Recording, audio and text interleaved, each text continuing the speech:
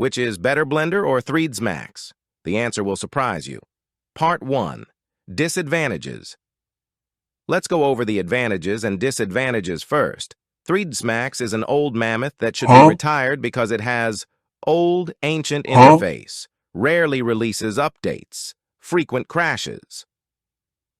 Very difficult for beginners, weighs a lot on memory paid, and very expensive advantages.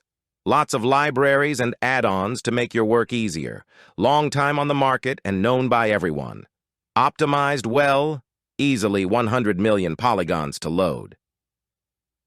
Adequate and mature community.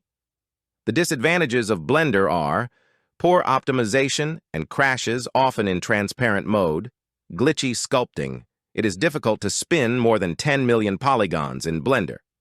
It has a lot of tools, but only modeling is brought to mind. Advantages: large community of people, large number of add-ons, scripts, and add-ons to work with.